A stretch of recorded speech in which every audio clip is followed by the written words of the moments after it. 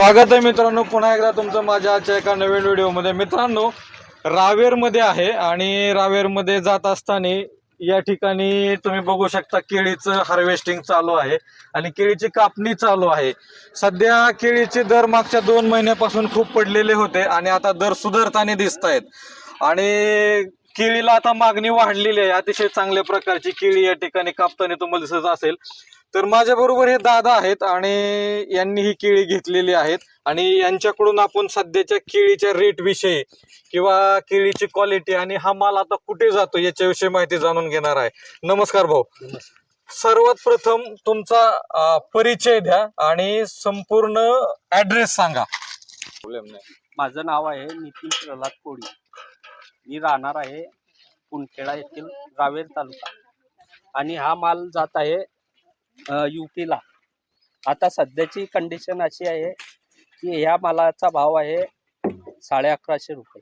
म्हणजे हा 1150 रुपयाने तुम्ही घेतलेला आहे। ओके, आता म्हणजे 15 दिवसापासून भाव वाढलेले आहे, नाहीतर याच्यापूर्वी 250-300 असे भाव कटिंग चालू होती जामनेरला।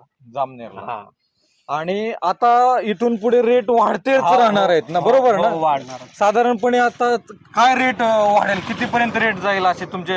आता सध्या एक्सपोर्टला तरी पण 1300-1400 रुपये भाव चालू आहे। एक्सपोर्टला आता 1400 रुपये इतका भाव चालू आहे आणि आता हे लोकल डोमेस्टिक मार्केटला जातोय हा माल। आता युपीला जात आहे। युपीला काय रेटने हा माल पाठवताय तुम्ही? हा पण शेतकऱ्याला काय भाव देताय? 1150 रुपये। शेतकऱ्याला 1150 रुपयांनी प्रमाणे हा भाव दिलेला आहे।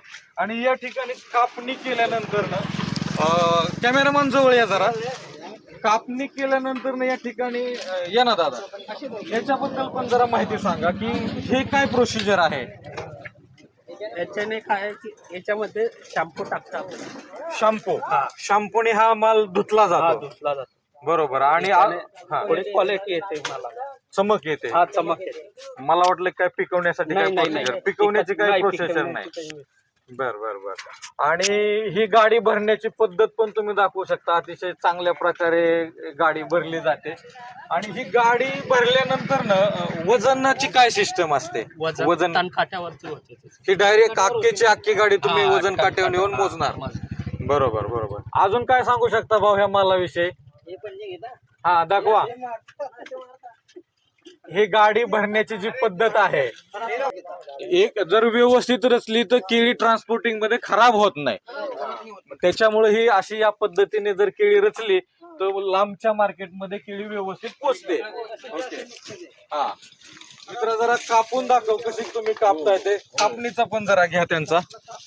बस, ओके।